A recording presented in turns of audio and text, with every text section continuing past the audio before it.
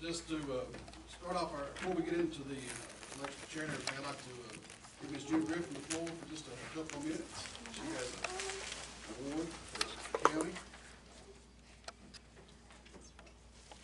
My name is June Griffin. I'm head of the Tennessee Committee for the Bill of Rights. And it's an honor to appear before a commission that has courage. Today I talked with the mayor of a little town in New Jersey, and he spoke up against what's going on with these weirdo school curriculums, and he said that he's getting correspondence to the good side from around the world.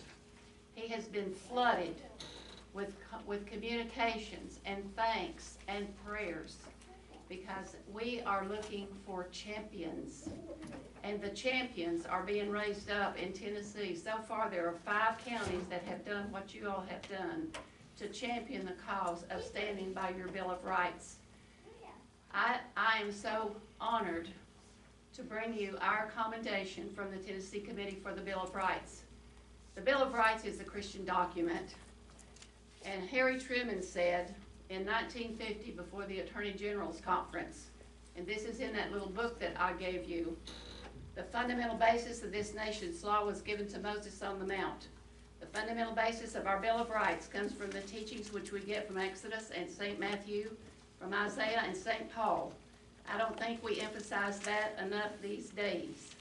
If we don't have the proper fundamental moral background, we will finally wind up with a totalitarian government which does not believe in rights for anybody except the state. And the fact is that these red flag laws are performing exactly what Harry Truman said, and you all are saying we're going to save the citizens of our county and stand up for God and country with making your county a safe place for the Bill of Rights. So at this time, I guess it should be is it your county executive? Okay, would you please come, and I'll be honored to present you with this certificate. This certifies that Loudon County, Tennessee has given exceptional service and has attained special recognition for excellence in the Gun Sanctuary Resolution, and is hereby awarded this certificate of the Tennessee Committee for the Bill of Rights of Dayton, Tennessee on the 3rd day of September 2019. God bless you. Thank you so much.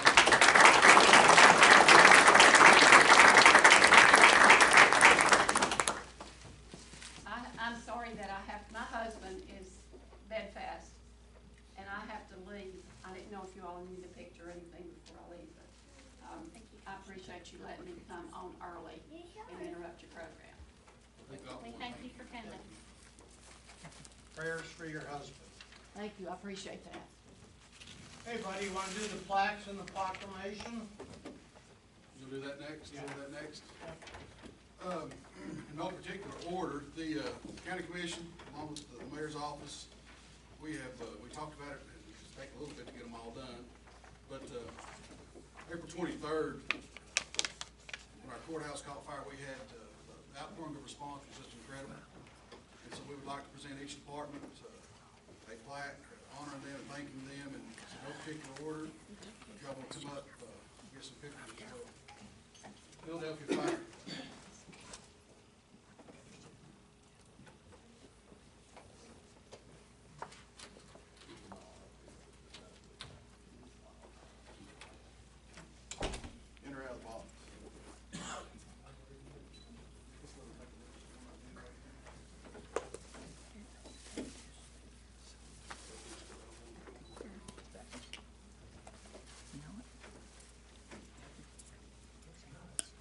Loudon County Fire and Rescue.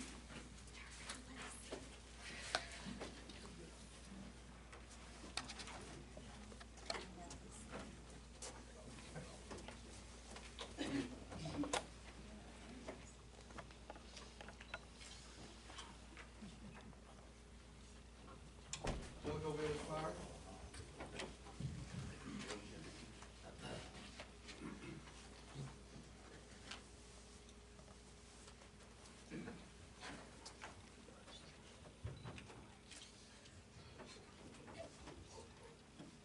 Greenback Fire.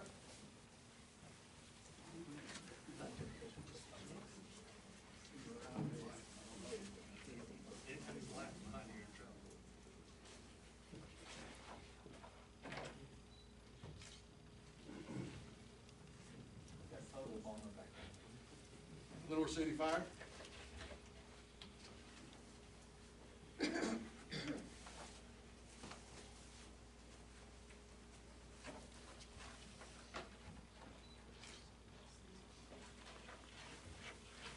Loudon Fire.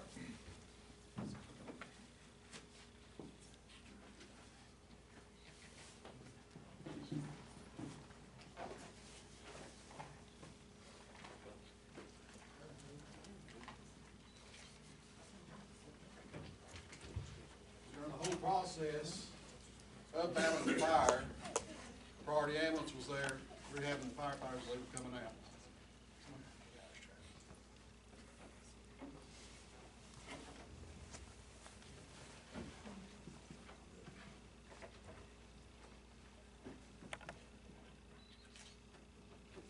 Loudon County Commissioners and citizens, thank you all.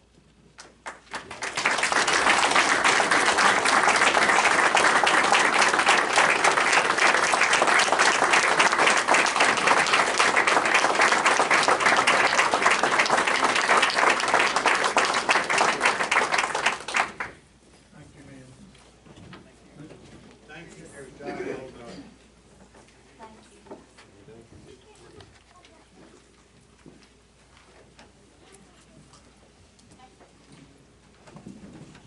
And of course, y'all are welcome to stay for our entire 3-hour meeting, or that's up to you guys.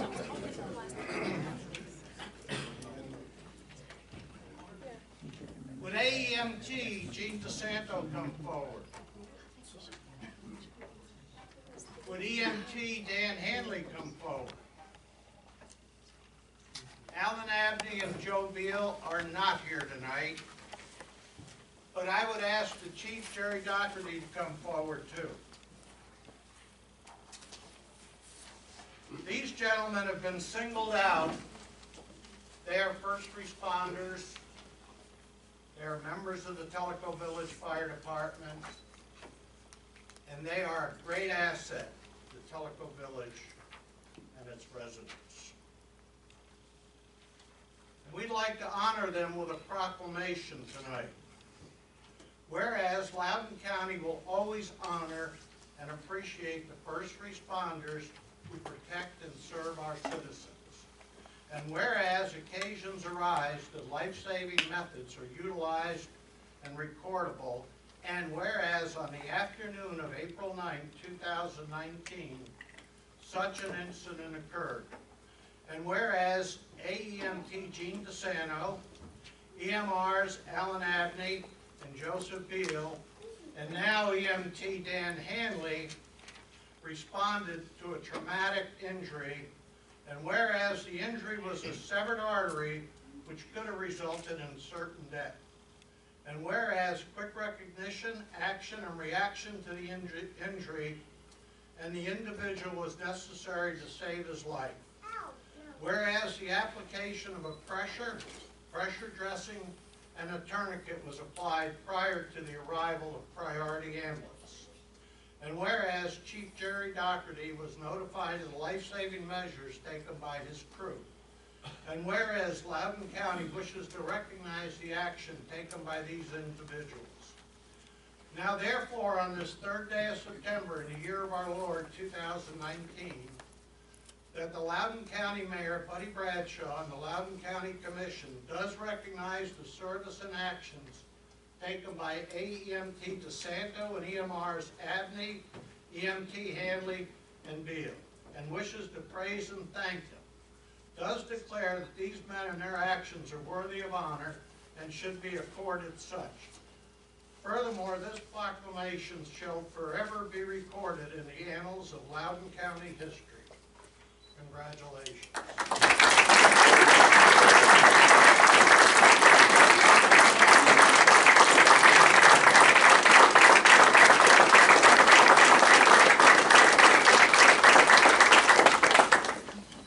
I would recognize one other individual in the audience, and he's standing. Rick Pappy, stand up.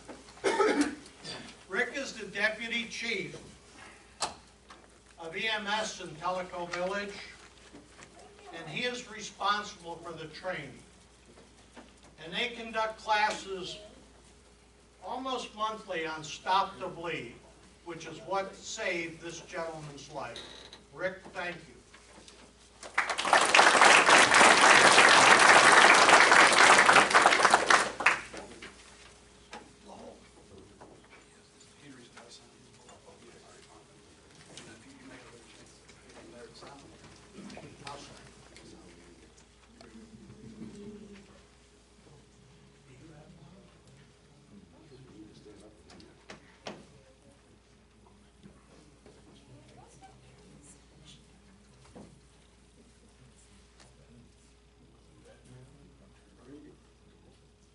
Lowell has proclamation.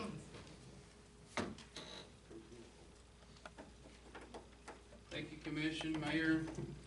It's an honor to be here to recognize a group of individuals that made a difference in the lady's life. And as I read this proclamation and you hear your name, if you'll come up here to the front, we'll get us a picture.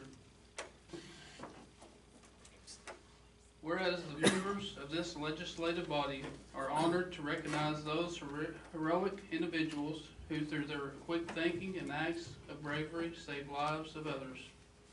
On June 29, 2018, 16-year-old Morgan Newman jumped into the pool at a church party.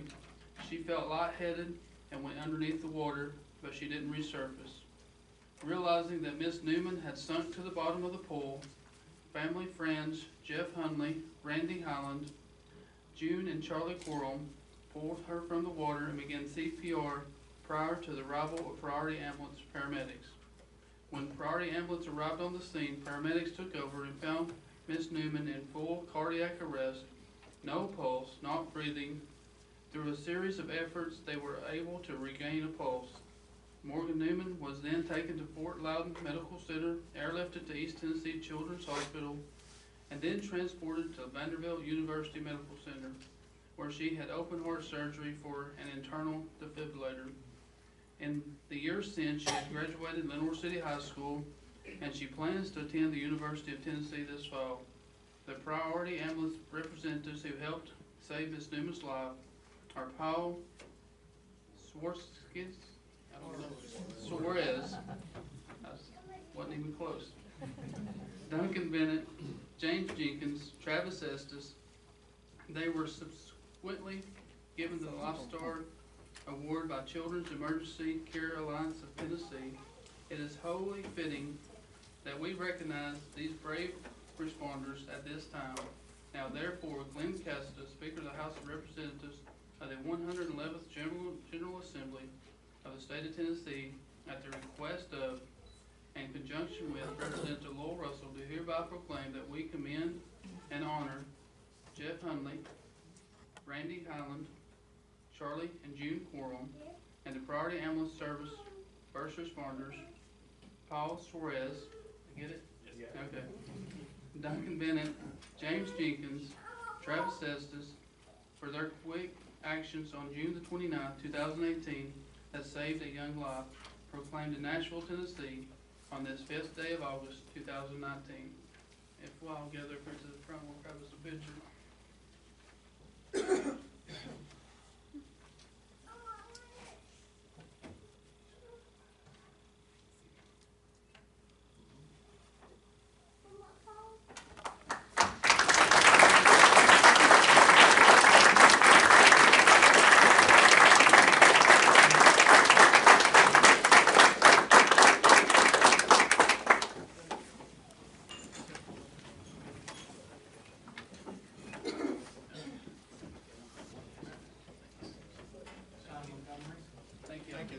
Thank you, Lowell. Trooper, be good.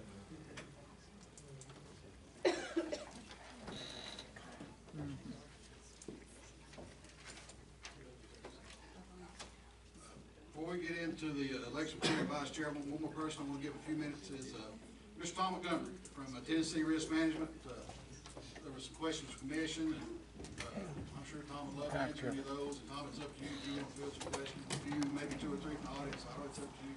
Mr. Mayor, Mr. Mayor, Yes. before we do that, could we not get a picture of all those that attended tonight for, Everything? the plaque, yeah, for the plaques and that we did, like, Here, I got it. we got a lot of extra. Yeah, yeah. You mean like the whole entire group? Yeah. Have everybody that got a proclamation, a plaque, or a standing ovation? Everybody.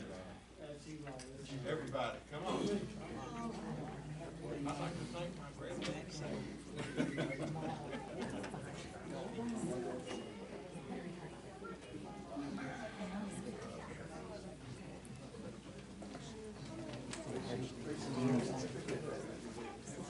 Face the camera. Face the camera.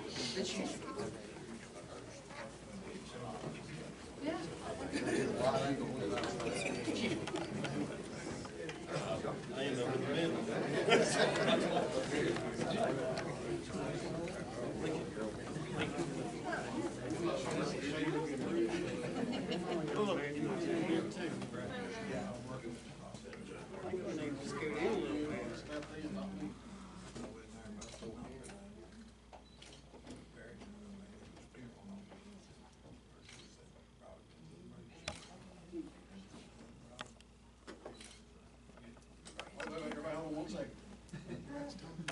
Everybody just stay there just a second.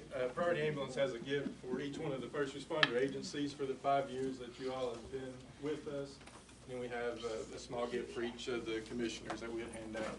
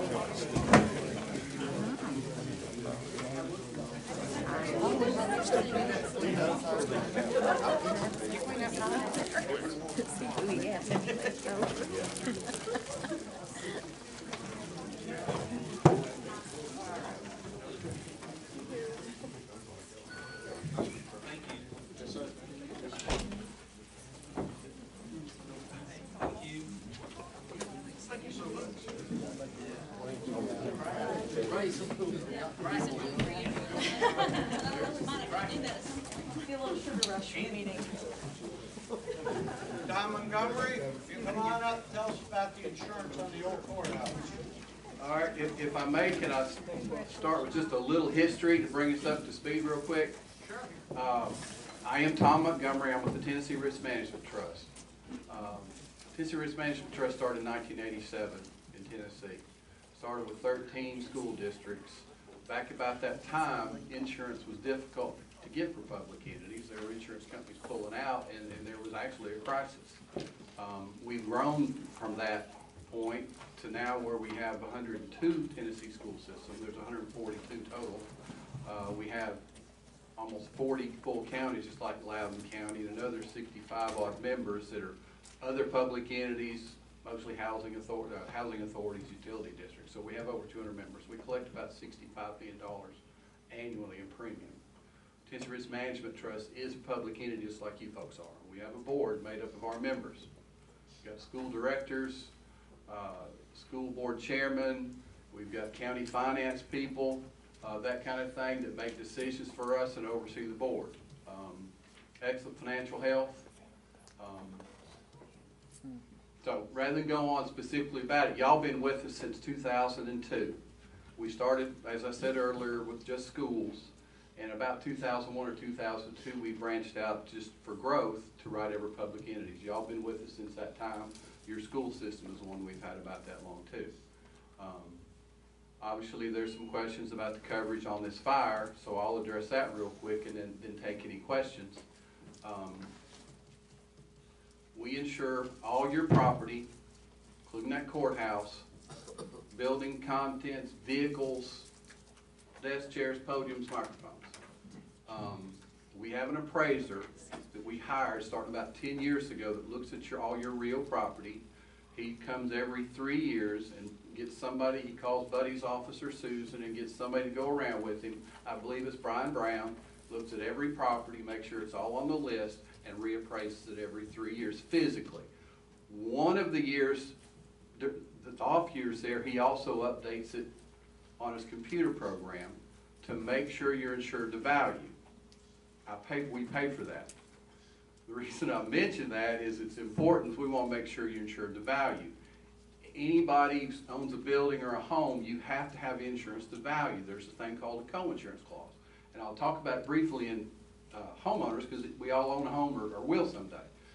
Let's say your home, to rebuild it's going to be $200,000. You need to have 160 or 80% of that number to ever get paid for your full loss, whether it's a $2,000 loss for a water leak or a $10,000 kitchen fire to replace some cabinets. They required you to be insured to value. It's called a co-insurance clause. I say that just to say we don't have that.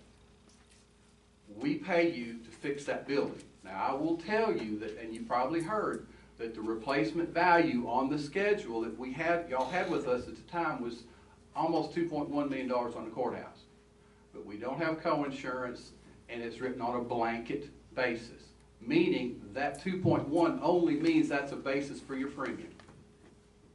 Between us and Travelers Insurance Company that we buy excess from, and I can get into that in more detail if you like, we owe you to fix that building back, right up to the amount it would cost to replace it. That's a number to be determined by, and I'm not the adjuster on this specifically, we may have to defer to Susan, but it's such a big loss that Travelers is actually adjusting it. But there's an architect that y'all have hired. Travelers has had an engineer, a construction consultant. Between Susan or the Travelers, they've hired asbestos abatement people, all kinds of experts. Once between the architect and Travelers experts agree on what that number is to fix the building, you'll know. And what Travelers will do, and I'll use this as an example. Let's say they say it's, I'm gonna pick a number out of the air. I think it's fairly close. I'm gonna go on the low side. Just the building, say it's $3 million to fix that building and put it back the way y'all decide you want to build it back, okay? Travelers gonna say, well, first they've advanced you $750,000 already. I advanced you my retention of $100,000. So you've got $850,000 that y'all control now. They're gonna say, if it's $3 million to fix it, I'm gonna send you a deposit on that. And let's say they pick $2 million. They don't owe you the $3 until the job's done, or they know you're gonna fix it. So they're gonna call you up and say, sit down with Susan and Buddy and say, it's $3 million, we all agree, let's get started. And I know the work's already started, a lot of work's already started. They're gonna write you another check to bring that balance that they've paid up to about $2 million. And when you get done or need money, you're gonna draw from that. If there's an issue that the builder that y'all hire says, oh, they missed this, and this building's bigger, or we're gonna go back to this different floor, it's gonna be worked out between y'all's architect, Travelers adjuster, and that construction consultant. So, questions? It's that simple. So it's 100% covered. You can say it's 100% code, or you can say it's no code, yes. Does Same this thing. document where the circled blanket, is It that? says blanket, That's yeah. what it says. I That's talked to what- Susan on the way up, and I told her that's confirmation.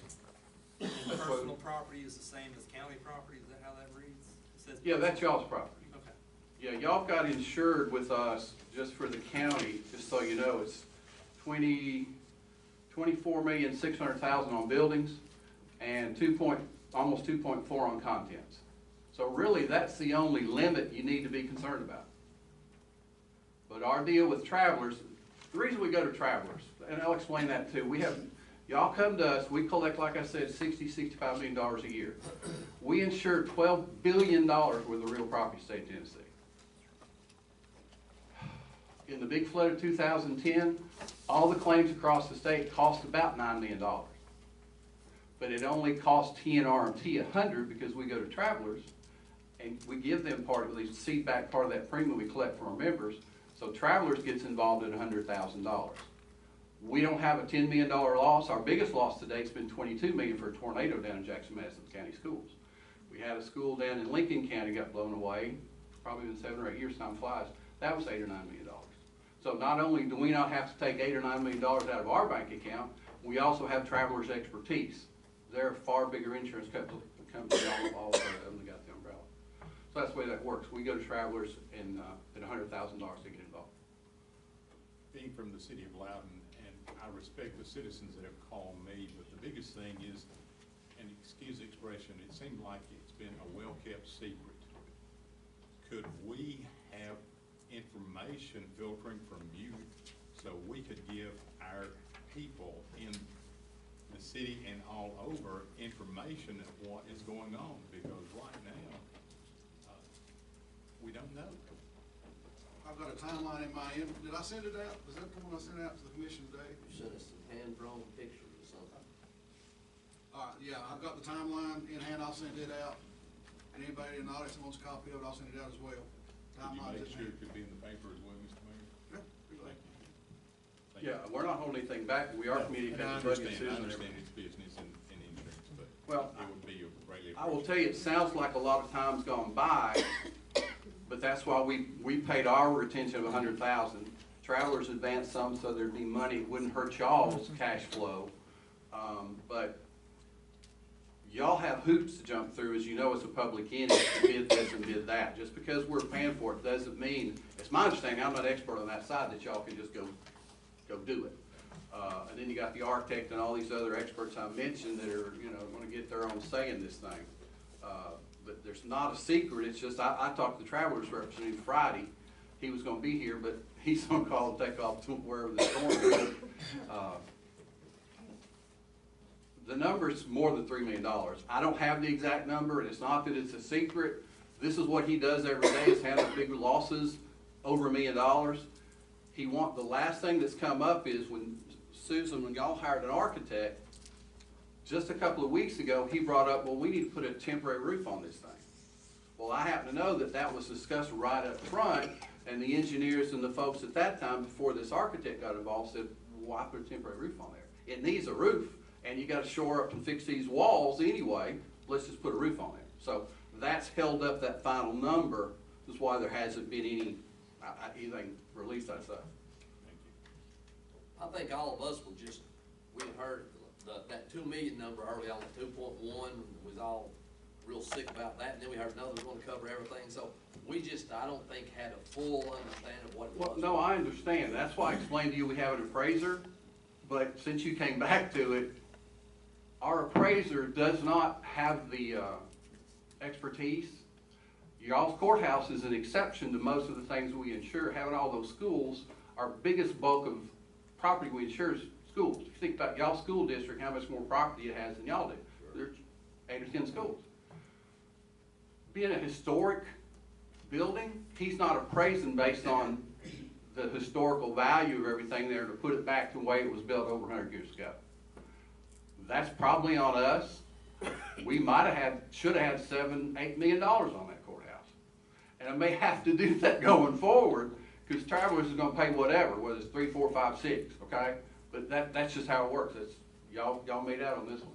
Sounds good. We like to hear, we don't make out very often. We like to make out. That's a good thing. Especially with insurance, right? Yeah, buddy. Yeah, buddy. So, I hope I made that clear, and sorry there was ever any misunderstanding. I'm good.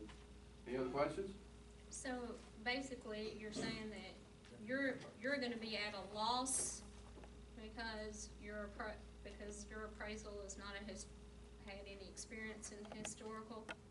I wouldn't say we're at a loss, no. I mean, we're collecting adequate, it's insurance. If we should have collected, I don't know, if it should have been $5 million instead of $2 million, you're only talking about another $5,000 or $10,000 premium for y'all. We'd still be at a loss. That's how insurance companies work. You're sharing this with 205 other public entities in Tennessee. We've got $65 million in long-term investments that we never touch, treasury bills and whatnot, and $25 million in just ready capital to spend and pay claims. So it's not a loss, and this is nothing. That's why I mentioned some of our other large losses. It's nothing at all to trust. We probably motivated a third of the counties in Tennessee with historic courthouses to make sure they get a good. Well, this initiated a study that we're gonna make sure, and we may ask y'all, y'all got one of them when you build it back. Do you want to insure it for $2 million, but if it ever burns down or you have this loss again, you may not recover in full? I don't want to do that to you. So we're trying to talk to Travelers and figure out the best way to get this resolved in the long term. Doesn't affect this loss whatsoever. I might add that at no point in time is anybody keeping a secret about the dollar amount. We don't have it yet. It's not been provided yet. They're trying to get all the parts and pieces together, how much it's gonna cost to put a temporary roof on it on, and all that before they send us a figure. It's not that they're withholding it, they're just trying to get as accurately as they can up front before they send us a figure so that we can have something to start from, so it's not being held a secret anywhere. That was probably a poor choice of wording, but the biggest thing is communication. There has not been sufficient communication for the taxpayers, and that is a concern. I have several emails and communication back and forth between the insurance company. I'll be glad to share them at any time anybody have a request. I'll be glad to share that. Tentatively on the 24th, I'm gonna host an open forum down here. And now that we've got some timelines in place and some, just for come down and let folks, they can ask questions, I can run down a timeline. When is that? Roughly the 24th or 25th, just depends. Rather have roof on this thing. We'll move by then. We'll get something slowed down, get the government involved. We appreciate it, and any of the work y'all have put in on it, and we're very grateful. Well, we're folks all alike, and we're happy to work with y'all. Proud that y'all are loyal members of the Tennessee Risk Management Trust. Thank you. Thank you for making the trip from Nashville. Sure. We appreciate you. Y'all don't mind me slipping out, I'm gonna start that journey. Slip away, brother, slip away. Okay. We may slip with you. Next up is a public hearing. Jim Jenkins. Who is that? Jim. Commissioners, this resolution to amend the Loudon County zoning resolution, Article 7, Section 7.080, variances, Section A, applications, and also Section 7.090, amendments to the resolution pursuant to Tennessee Code Annotated Section 13-7-105. Anyone from the public wish to speak for or against this resolution? Okay, I've asked Matt Tinker to open the meeting tonight. Everyone stand for the pledge. Attention, salute, flag. I pledge allegiance to the flag of the United States of America and to the republic for which it stands, one nation, under God, indivisible, with liberty and justice for all. If we could pray. Heavenly Father, thank you for a beautiful day that you've given to us today. We appreciate all the fine men and women who come out. We want to say thank you again to all of our EMS and first responders. We ask that you be with all the families that are on the coast and in the Bahamas through some scary moments that they're going through today and over the next few days. Be with their families, keep them safe. Be with us tonight so that we can make good decisions that will positively impact the members of our community and help keep Loudon moving in the right direction. Thank you for everything you do for us. In Jesus' name, amen. Buddy, excuse me for a second. Buddy, I was going to talk to your insurance man, and he doesn't want to talk to me unless he's got permission from you. Susan? I just- There you are, Tom. I don't care, that's fine. She just asked me names of travelers, adjusters and stuff, and I mean, it's not a secret, but by the same token, I don't know who you are, ma'am, no disrespect. And here in a public forum, I'll be happy to answer any questions, but I was a little suspect when we go outside. And you're asking me questions like the travelers adjuster. And I'll tell you anything, Susan can tell you anything, but I don't want a bunch of citizens calling the travelers adjuster and making this a merry-go-round. Any questions from the public really should probably be filtered through the purchasing office for the insurance, since we handle the insurance. I mean, I have nothing to hide, but it just didn't seem proper. No offense, but I asked you last time we were here, and you told me that it was insured up to $300 million. So I would like to speak to the insurance people. We're under a blanket of $300 million. You're under a blanket of $24,600,000, according to this gentleman right there at that podium. Okay, Lynn Greer, Miss- we'll let him head back to Nashville, and Susan will answer any questions you have. Thank you. Thanks, y'all. You've messed Christie? up hard. Nope, they don't want him there. Christie, call the roll. Why didn't we just let him stay and answer questions? What's that? He should have stayed to answer the public's questions. There's other questions, I'm sure, about the courthouse too. Y'all want him to hang around for a minute? He said. Well, he offered We for can to get him ask back. questions. Nobody asked any Nobody questions. asked? But they couldn't ask during that time. Public Public comments. It wasn't, Public was not asked. yeah, the public was not asked. There was questions to us. I thought I'd said that. Yeah, nobody said it. Nobody said a word. I'm sorry, I didn't hear you say the public can ask. No worries, that's fine. Claire, is this your leadership Loudon County? Yes, it is. Let's hear from them all we wait. Let's introduce them all, please. Okay. I want to stand up? No, we're gonna stay here. We're not gonna go up there. Thank you. This is the leadership Loudon County class of 2019. We always like to come and see a county commission meeting every year, if not more than one.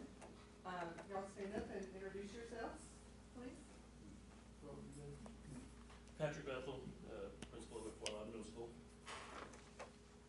Christy Mallory from Lenore City Schools. Claire Patterson with Economic Development Agency. Tony Lowry, Priority Emmons. Blake Alvey with Bus Max Rental. Carol Hasley with HR School Student Solutions. Ski or financial planner with Ryder and Kendrick. Amanda Hensley, CPA with LGNC. Thank you for recognizing the class. Thank you for joining us. Great program. Thank you. Tom, do you have a couple minutes to field some questions? Sure. No commission have questions? Commission first? We did ours. I've had mine.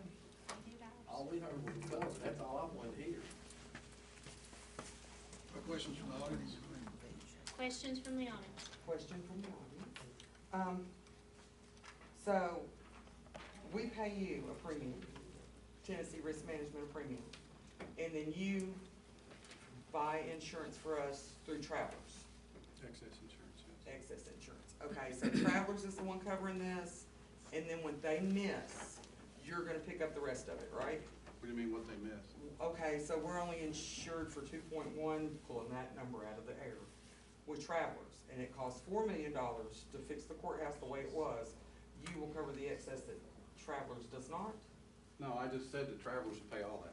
Travelers will pay all of it. If it's $4 million, they'll pay $4 million. If it's $6, they'll pay $6. Okay, can you tell me who is handling it for us at Travelers? I can, or Susan can. I'd rather Susan tell you. Like I said, there's no point in having the adjuster that's busy, having his name in the paper and folks calling him. Can you give me his name, Susan?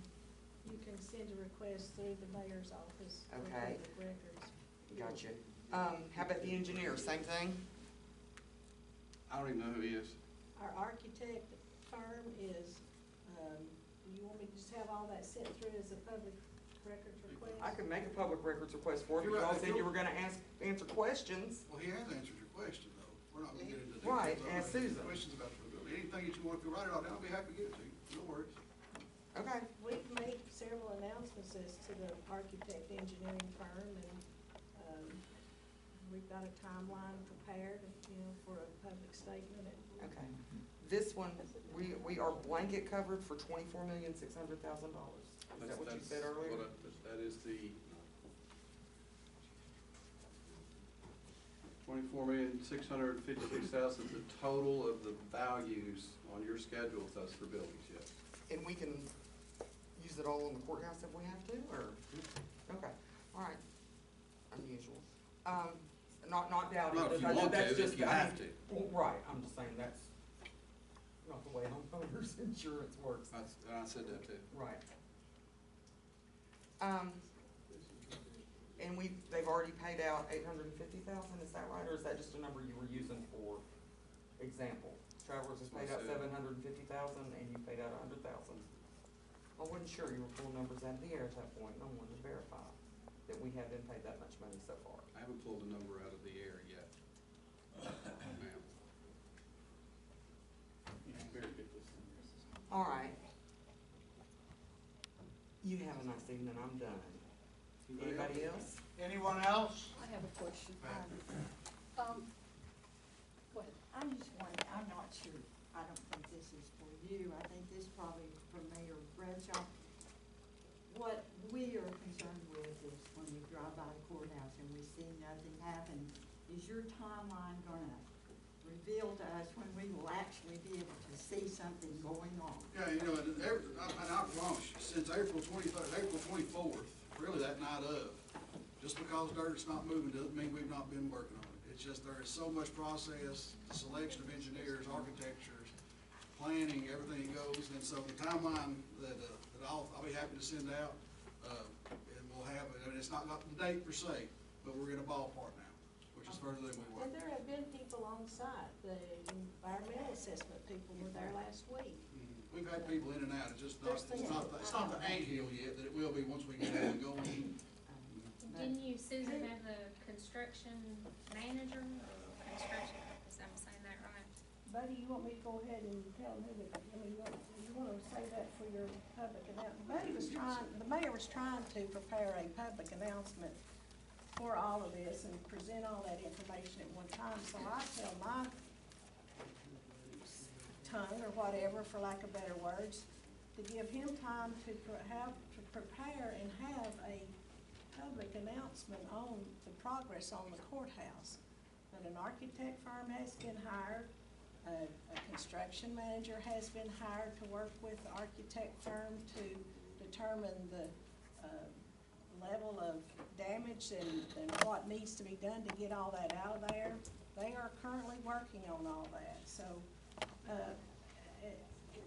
you know, the architect firm is Brewer, Ingram, and Fuller. The construction manager is Johnson and Gallion. We do respectfully ask that if you have any questions that you need to filter to them, that you would do it through the purchasing office, because we have procured their services, and it's it's just the right way to handle business. The public, instead of the public calling all those people, they're trying to do a job. So if you've got any questions of them, you can send that to me in writing. I'll be glad to try to get answers for you and get it back to you. We do have a timeline from them for when they plan to do the various processes of that project. It's not being withheld. We were waiting for a time for the mayor to be able to call a public hearing or a press announcement or whatever, so that he could release that information. We got that, last week? And then I've been on vacation since that time, so we are desperately working. We've got people in and out of there. You may just not see a crane or a construction truck, but we're in and out of there on a regular basis, currently working. There's things that have to be done though before you can put a new roof on and prepare the brick. And I promise everybody sitting here, my number one goal is to get our courthouse back, and I will. I will see it back, and I'll see it done. You know, the $300,000 thing came up, and you might want to, you know, that was the figure that was given to me through Travelers, that we're under a blanket of a $300 million through them. He says 24. It's and I don't know how to explain that. I'm just providing information that I've been given. So, can you explain? The 24 is merely the total value of y'all's property. Apparently, Travelers is saying he's got $300,000 to spend on any one loss, and that may well be the case. So he's, $3 yeah. million. 300. Thank you. Tom, thank you so much. Thank I have you. a question. Oh, I'm sorry. That's okay. My name is Pat Hunter. Thank you, Commissioner Brewster, for allowing us to speak. My question has to do with the contents of the of what was in the old courthouse. And more specifically, I'm concerned about the historic records and their restoration. I heard that there was $100,000 on contents. What about the historic records? What about if it costs hundreds of thousands of dollars to restore it? How would that be addressed? The blanket issue I explained to you earlier applies to contents as well. Okay. So there's not a cap at 100. All I can say specifically is I know that someone was hired, ServPro maybe, and I know they freeze-dried a lot of records to try to save them, and I can't tell you specifically what else has been done, but all that's covered. Okay, thank you.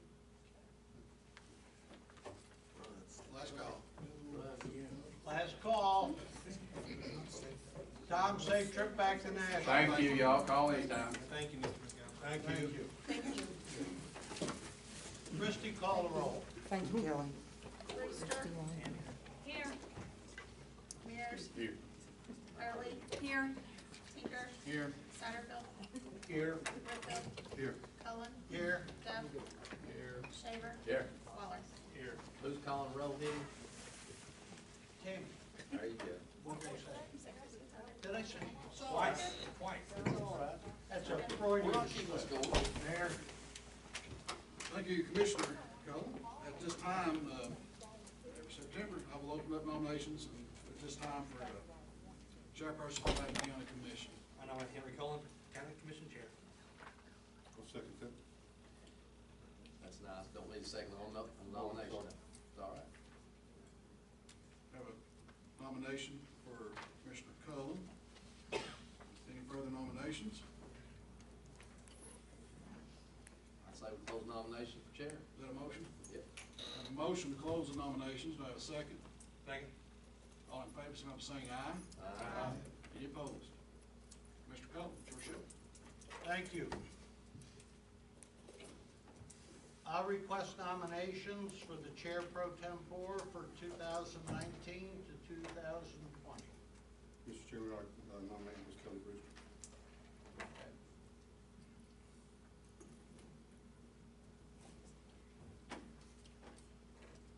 Any other nominations? Mr.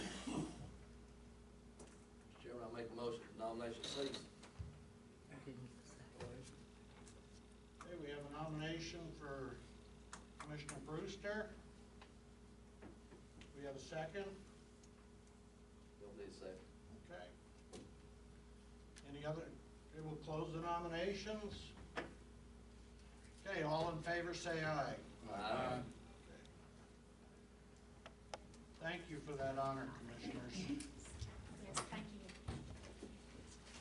Okay, we'll adopt the September 3rd County Commission agenda. I know there's a couple changes. Commissioner Whitfield, do you have a change? Oh, yes, I'm sorry. I'd like to take, under E, under my name, under Fender's Community Center, I'd like to take that off, so I can collect some more data and I'll bring that back in the next workshop with some more information. Commissioner Whitfield has requested to remove the Fender's Community from the agenda. Any other changes? I need to add Cattleman Drive. Possibly. We'll see what happens. Okay. Put it on. Gary was. I'll put it under Gary's section. Thank you. And that's what now? Cattleman Drive.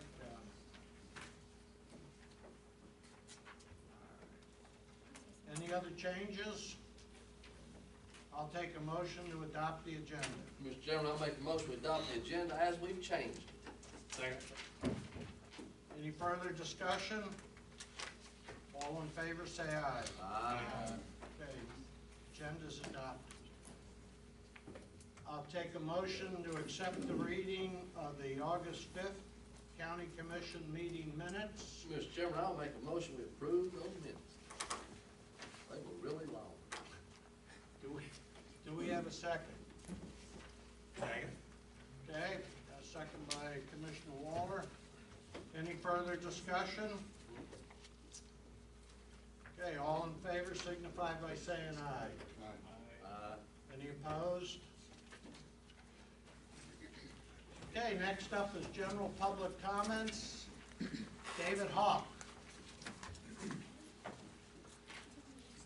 Hey, I'm here because there's a right-of-way in front of my property that has been vacated by, it hasn't come before the county commission. So I guess I'm here to ask why that is and how that could be if you all are the chief legislative body of the county and you're the ones that do that, and it never came before you, how can it be vacated? And how come we were never notified about it, never told anything about it? I guess that's what I'm asking. We discussed this at the workshop. In '96, orange and yellow was deeded to the county. '98, yellow was abandoned. Orange has never been abandoned. in April, the mayor signed a deed of Orange over to Miss Hashman. Am I saying that right?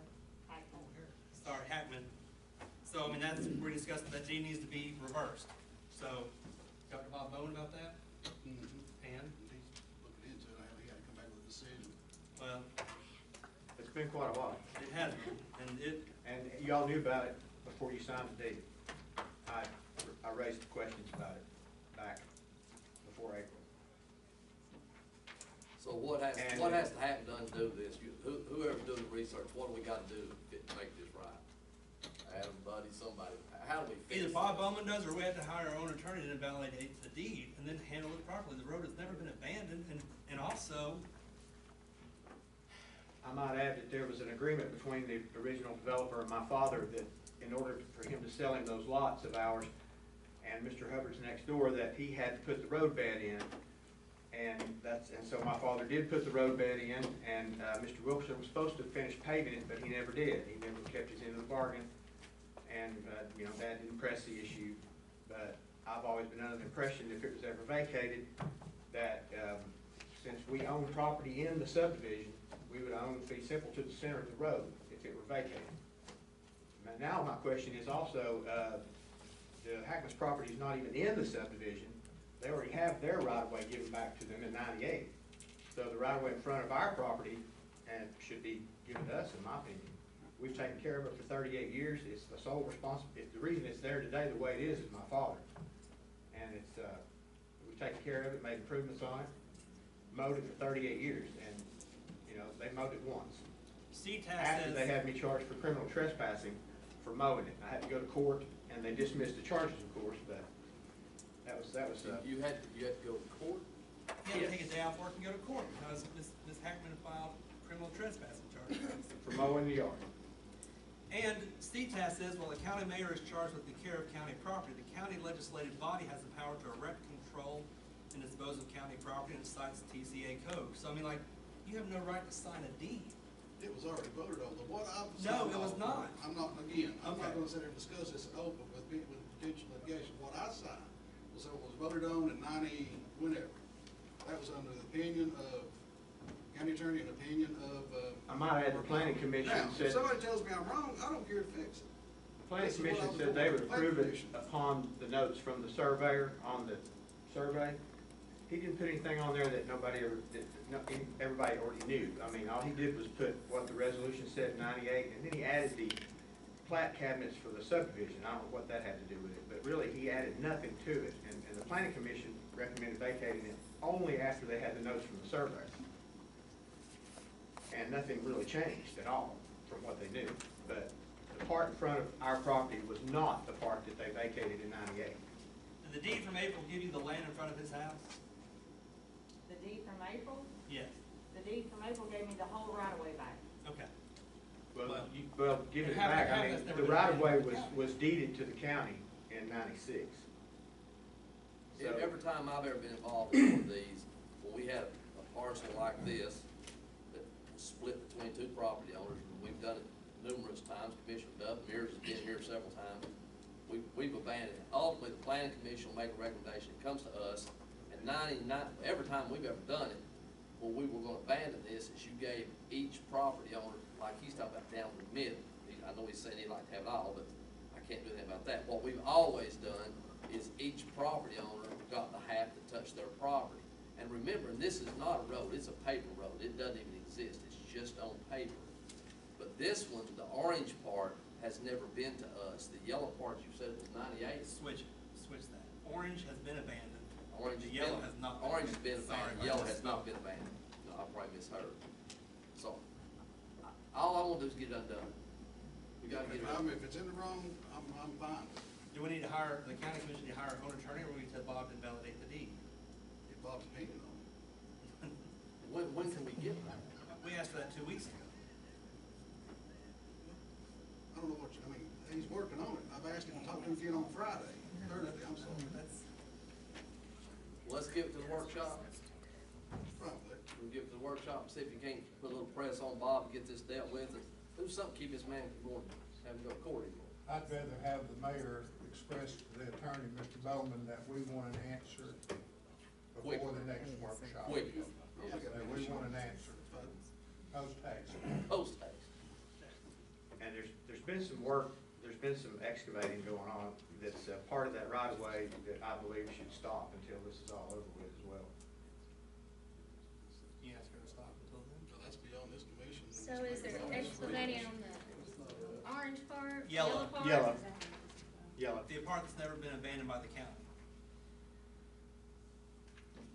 So has there been, No. Yes, The there has. excavating is beyond the 50 feet of right of way. I don't know about that. I do. That And you're part- wrong about the 38 Hey, years hey, that hey, you're hey, supposed we, to have been we mowing. can't fix that, we can't fix that right here 1981. now. My We're grandfather gonna get hasn't something been from dead Bob that Bowden long. quickly. My This has dad gotta bought the go property in big. '81. That's beside the point. There were still cattle on there until 1994 or 6. And Not on the We're right of gonna way. have to, Bullshit. okay, we're gonna have to refer this to the county attorney, and it'll be on the workshop agenda. are settled between now and then. That's the only way we're gonna resolve it. Bowman can settle it without us doing anything, can't he? Right. Bob should invalidate the deed and we should dispose of it properly. We That's what can't should tell an happen. attorney what he should or should not do, but we can wait for his opinion, and he can make his That's what I his would do. choice. You can make a recommendation Bob, to him, I'm get him sure. I'll call Bob too. All right. Okay, Thank you, David. Thank you. Mitchell Hyde.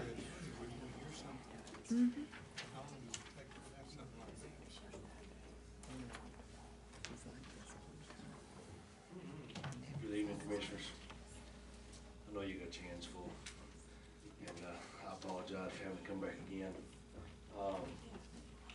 You guys know we came to you guys a few months ago concerning a zoning issue on Highway 411, and where you passed on, I think, the first week of June or something, to rezone a piece of property from A2 to R1. I came back the following meeting and discussed with you that y'all did not abide by your own rules. And basically, I was told that the lawyers would have to answer, deal with that, okay? The problem is my lawyer has dealt with it and your lawyer's not. And maybe he has, okay, but I'm not seeing it on the agenda. I know that the parties are aware of it, and that's what's prompted this new resolution tonight. I don't have a problem with that. I'm just having a problem with go by the rules that were set forth at the time. On July the 30th, and I apologize, I did not get to make a copy for you guys, but I could. July 30th, your lawyer, Ron Bowman, wrote my lawyer. He said, "Good afternoon, Chris," who you guys met in one meeting. He said, "Laura Smith has notified the applicant that he will need to refile the application for rezoning, and notice will be posted as provided in the regulation before the planning commission takes action on it." So Laura Smith's aware of it. The county planning department's aware of it.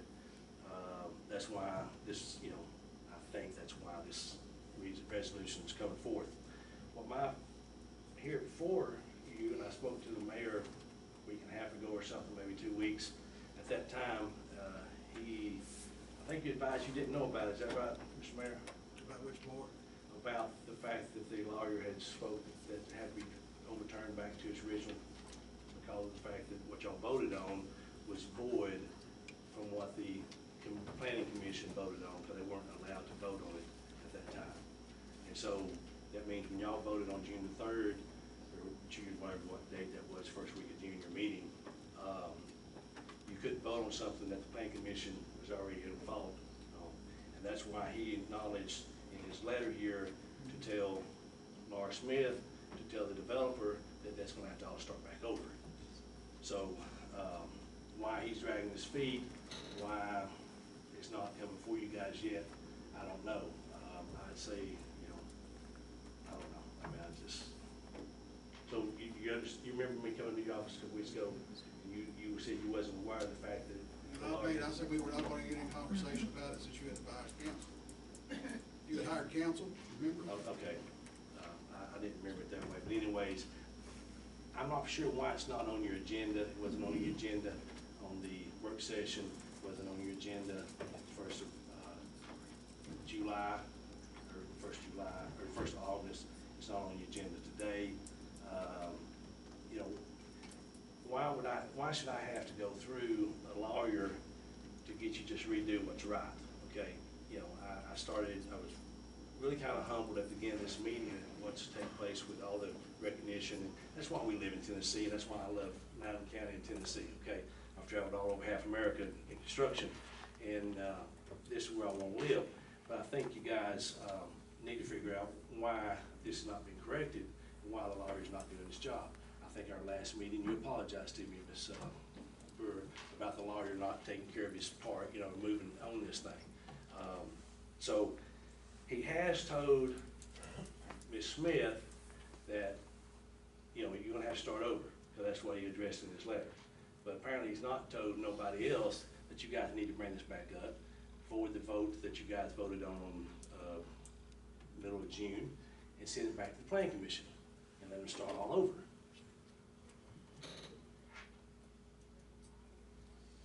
I thought we did we not do that? We've not redone it. We redid one, we redid East Coast. That was East Coast, we redid that. Okay. That's in your neighborhood.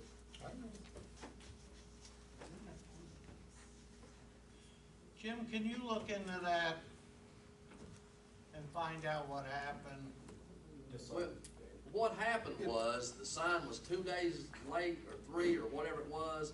The sign's supposed to be posted within 5 days of the receipt of the application.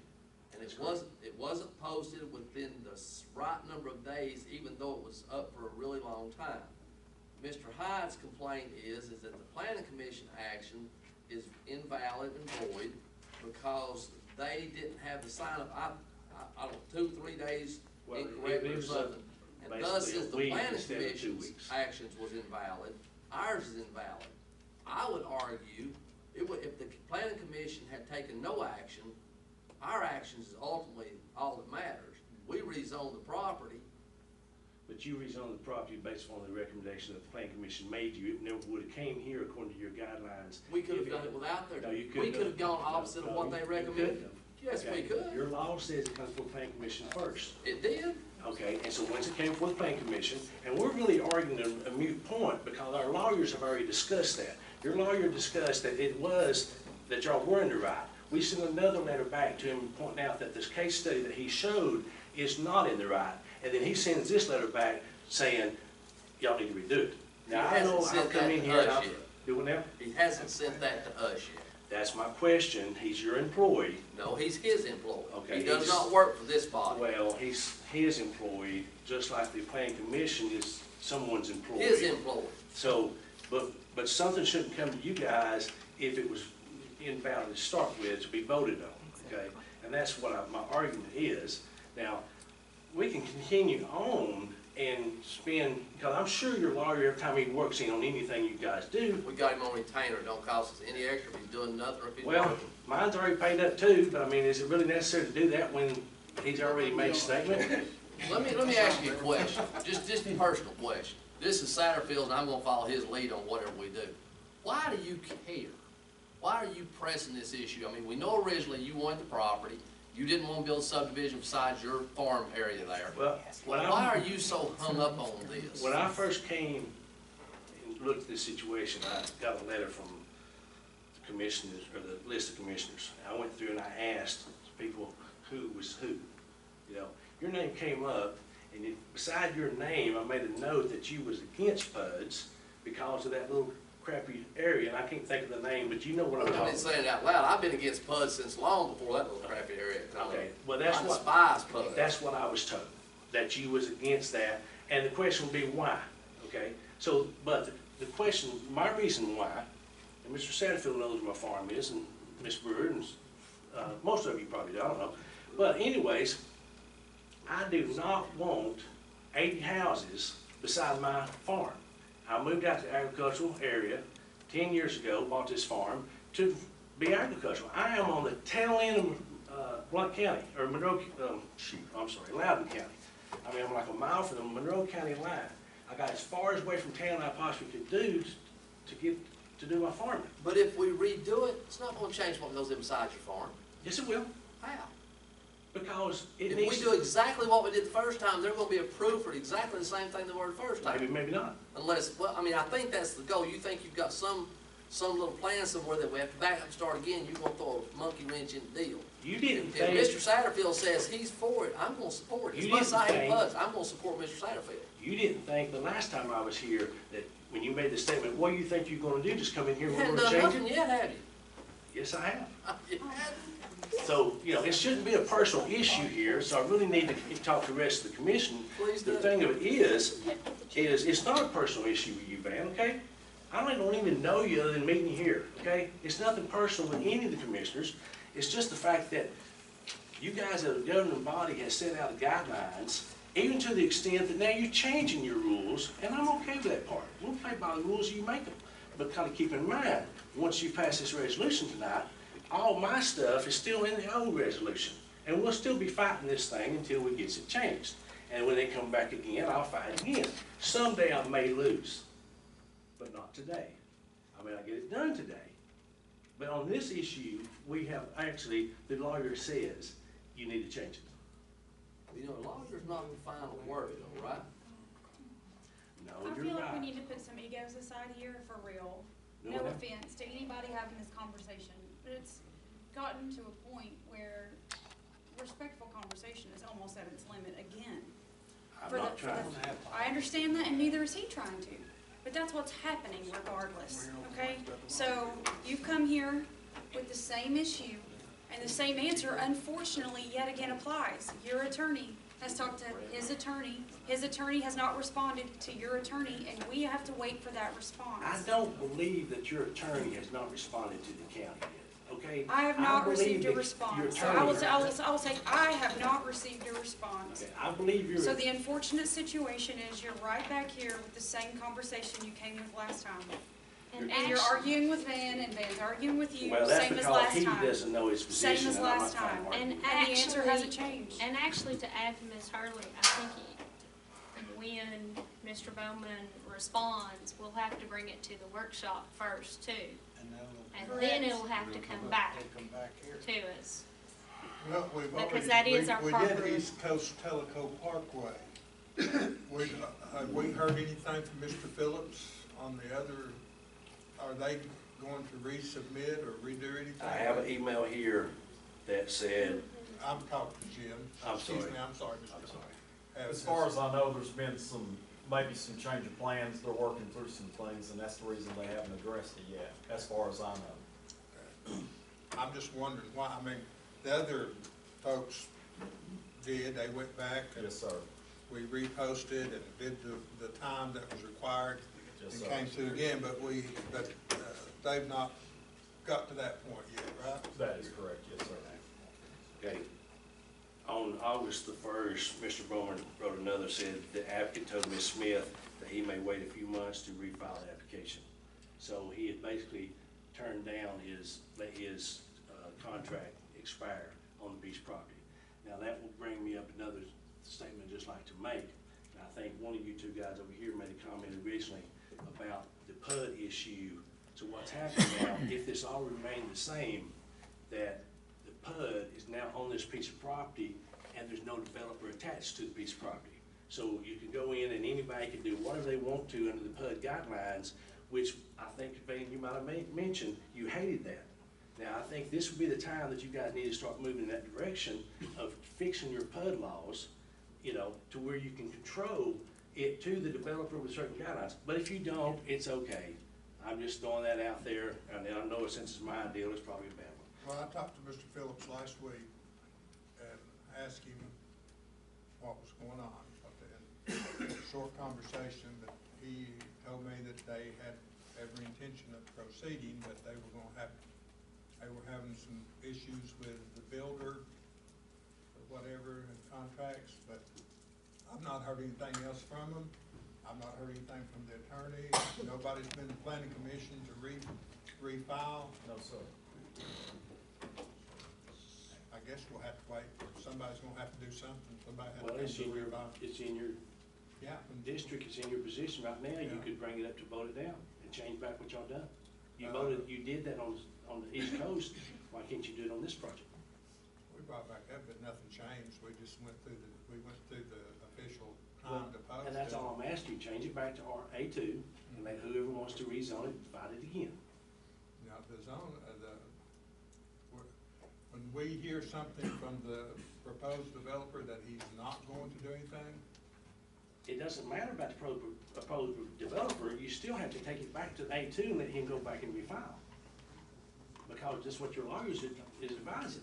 well, like I said, all I can tell you is that whenever we get, the attorney notifies us one way or the other what we need to do, Okay. we'll do it. I mean, if I. Well, I just wanted to bring it to your attention that your attorney's not doing their job, but the county is aware of it, they're not taking care of it, and we'll just let the attorneys do their job, and we'll be back again, so. Thank you, Mr. Thanks for your time. Appreciate it. The mayor will follow up on that. Thank you. Susan Gingrich.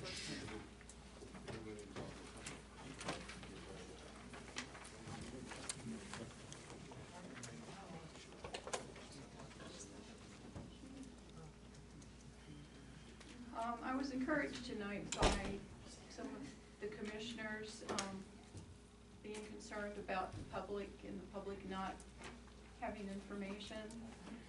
And the mayor saying that he's going to have a public meeting for the courthouse. I've, for a long time, have mentioned communication and the need for improved communication in Loudon County. And, you know, I hope it continues. And I want you to know that I'm not your enemy. You know, I know you have hard jobs. Sometimes I give ideas that I hope that you'll consider. The least, I hope that you listen to what I say. And I'm not always, when I'm talking, I'm not always talking about every single one of you. It may be something that one or two elected officials have done or not done.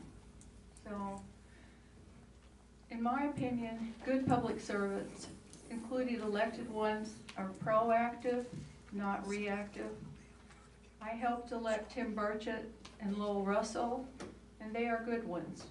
They welcome constituent inquiries and have a mailing list for constituents interested in knowing more about what is going on and what they are personally doing as their elected representative. They consider it an honor to do so, not an inconvenience. I don't know how each of you lets your constituents know what's going on. I hope you do. My commissioner takes phone calls from constituents and emails, and he replies, and that's appreciated.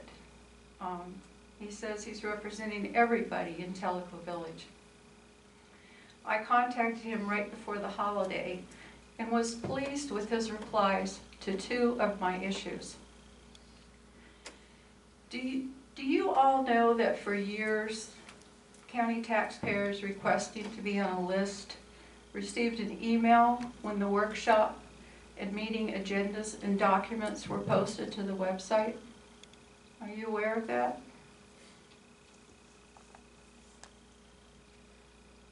I asked about it to my commissioner and was informed that this courtesy to taxpayers was no longer going to be provided. He said it was too burdensome with the special handling request. I'm not real tech savvy, but I have a listserv that's active and growing, and it doesn't take a lot of time to send a brief message to everybody on the list. I can't see it as being a lot of work for anyone, and surely the dollars we pay in taxes are worth a little extra courtesy to those who are interested in what's going on in Loudon County government. The reply also stated, by the way, That is where the elected officials get the agenda. That's what we do. Really? That's it. It was on there Friday morning, 59 pages. Excuse me, Commissioner Cullen, I have the floor. If we could count on it being there at 10 o'clock in the morning, the Friday before the commission meeting, that would be wonderful. That has not been our experience. It's at the last minute, and sometimes it hasn't been just one email, it's been 3 emails because perhaps the minutes weren't done and they had to be sent later, or something was forgotten. I don't know I think you're all busy, and I don't think you have time to be constantly looking at the website to see if something is posted. If you'd like to have a guarantee that it will be posted at 10 o'clock, which means that everybody's going to have to do their part to get the information where it needs to go so it can be posted. I think that would be fine if we knew 10 o'clock it's going to be there. But if you didn't know about it, if you weren't part of the decision, I ask you to consider your constituents. And isn't this a little something nice, not required by law, but nice to provide to your constituents so they have a little extra information? Thank you. Okay, let me answer that. Tammy and I have been working on that. We've done our best, and we will continue when Christie comes back to get it on there at 10 o'clock on Friday morning. That's how I get my information. I went on, I printed it off. I didn't print all 59 off. But I'm at a loss. When doing this, I was going through all the work and the notes, and it says, you can remove me from your list. I am too busy with national problems and working to save the country to concentrate on Loudon County now. Susan E. Gingrich, conservative lady. There was a time when I asked to be off the list because I was concentrating on trying to help President Trump be reelected. So I didn't want the extra work of her sending it to me. When I came back and could concentrate on Loudon County, I asked to be returned to the list. That one I didn't see. But I gotta tell you this, Trump can use your help. I'll tell you that right now. Loudon County's doing just fine. It'll be on the website at 10 o'clock on Friday. Well, Commissioner, I think some things in Loudon County are fine. I think it would be great to have a newsletter, and I've told Buddy this before. You need to tell people the good things that are happening in Loudon County, the good things you are doing. Other counties have newsletters. Townships have newsletters. The North City has a newsletter. It doesn't cost that much, and it's not that much work. And if you don't know how to do it, I and others have offered to help. Hey, Van, how much money did we lose this year? $3.5 million.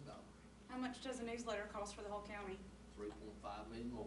No, that's just ludicrous. It is. Let's not get into discussion. I understand and very much appreciate what you're saying. I really do. I really do. What? And I get it. And he said it would be on the website at 10 o'clock on Friday.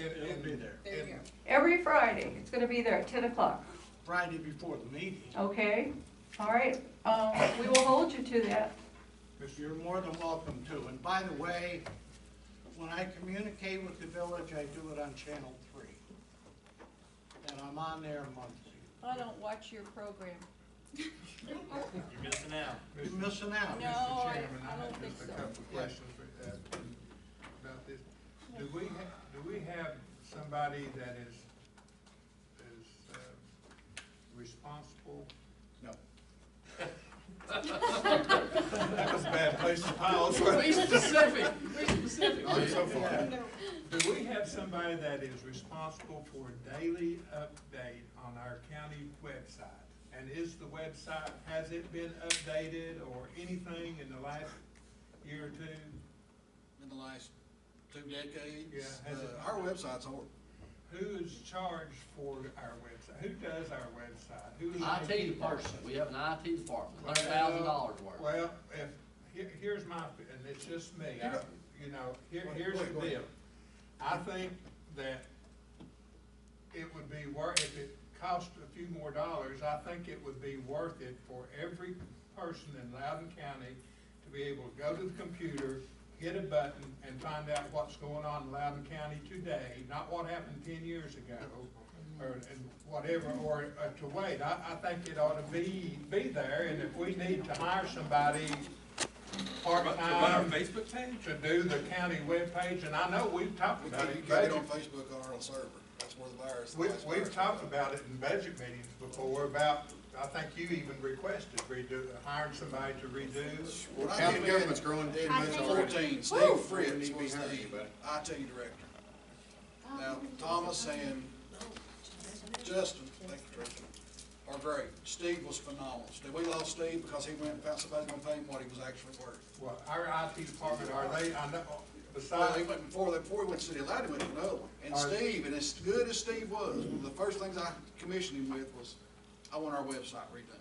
And Steve is top notch and there's just not time. I mean, and I understand the I've requested this frustration. be put on the next workshop agenda, and that I think that we do owe it to the citizens of Loudon County to at least be as up to date as Van's page is. VanShaver.com. And have a workable webpage. I've had a conversation too, just in the last 10 days with Jack Claus, or maybe some EDA grant money out there that would help us cover the cost. I think we of need to revamping. do, like I said. One of the things we've run into is that most times these are kind of subscription based. Some of them are subscription based, your top notch ones are your really fancy ones. They want control of the server itself. You know, You can do I have MailChimp like for 32 $100 a month. websites. They cost me $15 a month on I GoDaddy, think it's unlimited something worth pages, looking registration, document uploads, back-end registration. I'm gonna say this is I a lot had more a- It's not simple hard. than it's being. I had a It's really not hard, guys. Commissioner Satterfield? Yeah. We'll put it on the agenda for Next workshop. next workshop. Mr. Chairman. And I want Bob Bowman there. I'm robbing a, This meeting's all heck, I'm just gonna tell you, you came on a bad night, we're usually a lot better than this. No, we're not. Chairman Where's Mears, the moon at? Commissioner Mears, I can't hear for Adam and Bud talking. I'm robbing Tracy Blair's ideal. Tracy went to the high school and talked with several people that are very savvy in technology, and what would be wrong if the mayor were to go and sit down with the new principal at the high school and see if there might be individuals there that would be interested in working on that as a senior project. Actually, On a yearly basis. Commissioner Mears, Mayor Bradshaw and I both have been working on that. And I have been talking to the principal at the high school, and come up with a couple of names, and we've been talking back and forth. So we have been working on trying to get someone to take that on as a senior project, so that they can update and give out a newsletter and do just bullet points of things. okay. Thank you, Mr. Chairman. All right, that'll be on the workshop agenda. That con- VanShaver.com, by the way, VanShaver. May I speak? okay, that concludes the public comments. Oh, Pat's got her hand up. She don't want to sign the paper. Go ahead, Pat. I didn't know if my throat was gonna be up to it. You're here, I've got a mint right here. It's always up. I've been using my lozenges the whole time. My name is Pat Hunter, and I think, if I understood Ms. Gingrich correctly, she's talking about the website. I think for people like myself who come to the meetings, I know to look on Friday, okay? I'm gonna look for it. But for people who aren't accustomed to coming to meetings, but would like to come or would like to know what's going on, I think if there was a easier way for them to find out how to access the packet, when the meetings are held, if the calendar could be up on the website like the school does, that would be helpful. Just things like that that make it a little bit user-friendly. And I recall the mayor talking about redoing the website. I believe it needs to be done, but I also think that the tech people can do it if they can manage to find the time. So I hope it is done. My other concern is, I think under Ms. Brewster, she has solid waste. I'm not sure what that means, if it has to do with the contract, but let me tell you my concerns. Back in 2007, when we entered into a contract with Santec, we went through a process. In their commission handbook, there's a whole section on the 1957 purchasing law. What I don't understand about this is that they're going to extend the contract by more than 5 years. And normally, if the county is going to procure anything, we go through the bid process. And you have to put out an RFP, and you have to give others an opportunity to see what they're going to offer, what kind of a deal. Are we gonna get a better, deal for our commodity, in this case, the landfill? Back in 2007, they went through the process, and matter of fact, it was the county that had a bid opening on April 3rd, 2007 at 3 p.m., and it was Leo Bradshaw, the purchasing director, who handled the contract, the bid opening. Why are we going through that process? Now, Attorney Stevens has said we don't have to, but we haven't heard from the county attorney whether we have to or not. I think we should, because every time that we've entered into a contract with Santec, Santec always wins. That's all there is to it. When they can take $40 million home, or gross that in tipping fees, and we get a pittance of 10%, there's something wrong. They are very savvy, but you can't tell me that it's costing a fortune when they're grossing $3 million a year in tipping fees, and we're only getting 10%, that it's going to cost that much to run the landfill. And again, in 2007, and I have the attorneys, their attorney at the time, with the same firm, said that they had to go through the RFP. They had to go through the process. And this time, we're circumventing that. So I hope that you put the brakes on this. And, if Kevin Stevens says that they don't have to, I would like for the county attorney to tell us that this company doesn't, or the Solid Waste Commission doesn't have to follow the request for proposal. I looked on the CTAS website and looked at all the exceptions, if there were any. I don't see that a landfill contract, an extension of a contract, is exempt or is part of that. So I just wanted to share that concern with you. Thank you. Thank you, Pat. Mr. Chairman, I want to address Ms. Hunter. Ms. Hunter, Jay, you want me to put your... I just got a quick comment. Go ahead. Ms. Hunter, I will contact Attorney Bob Bowman, and I will post this to him, and I will talk to him, and I will get back to you about that. Won't you just go right on into your part if you want to, since we're in this? That's what I was gonna say. You have anything else on solid waste? Only thing I have on solid waste was you received a letter at the workshop. You received it many workshops before too.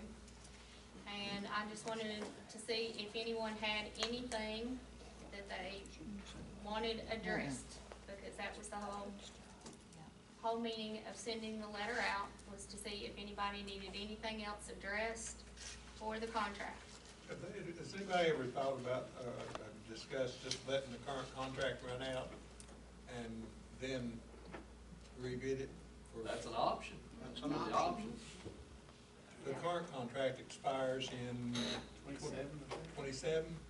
It is 10 10 more years, 2027. I don't have the specific numbers, but I know in meetings past that they operate landfills in other counties. Yeah, they do. And the counties get a much better, have gotten a much better deal in those other counties than we've got here in Loudon County.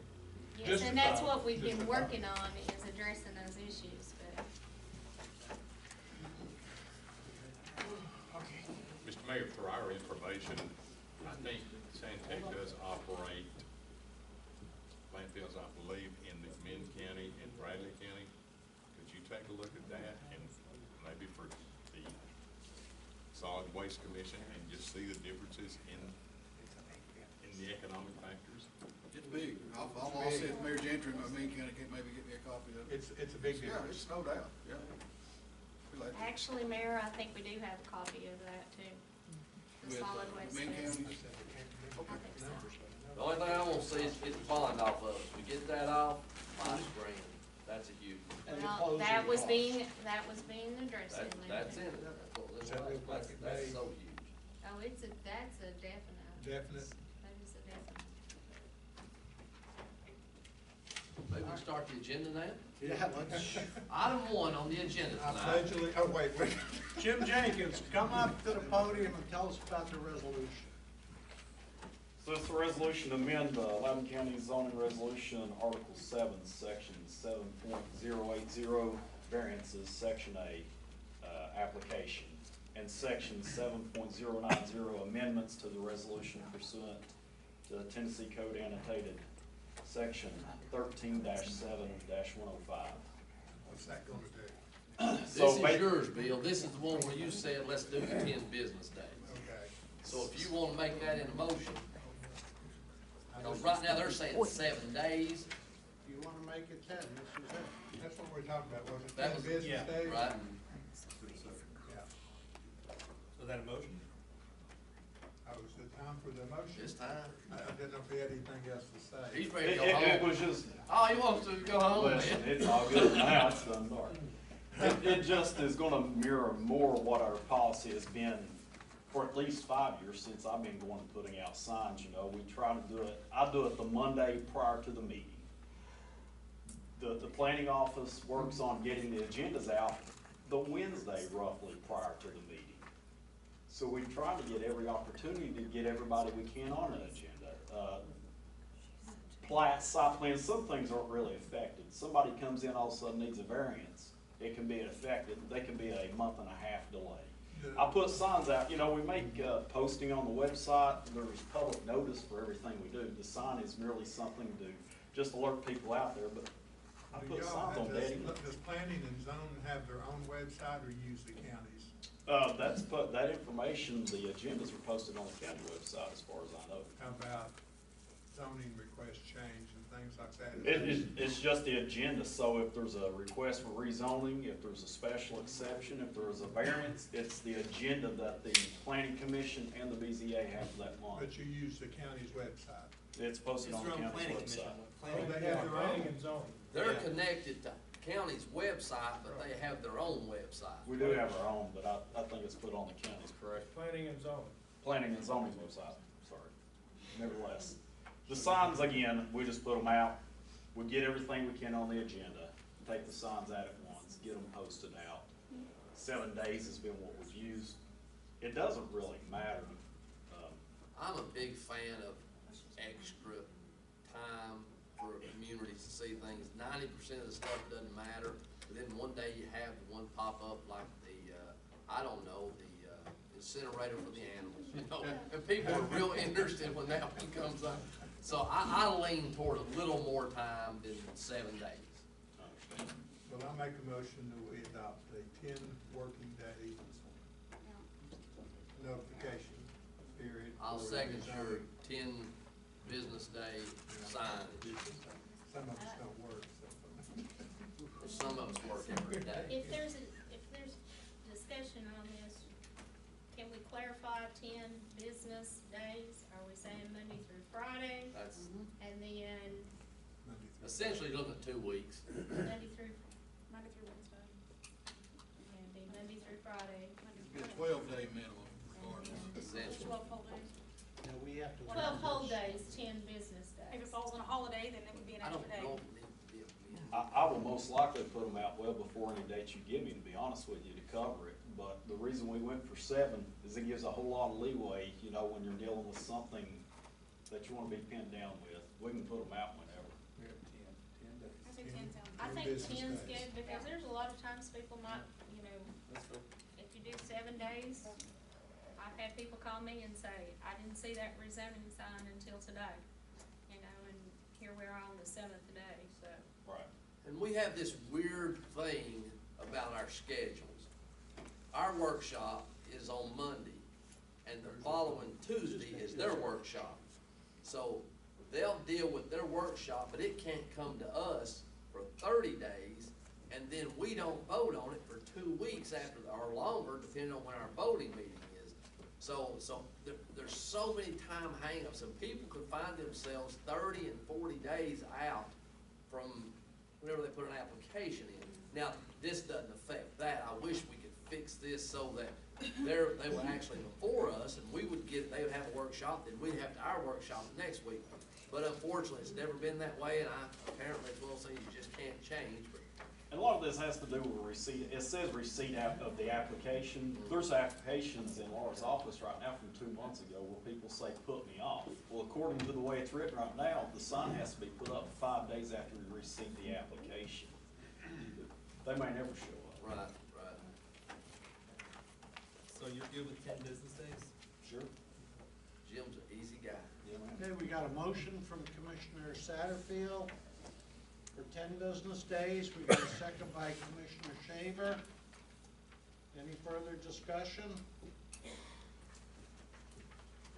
Tammy, call the roll.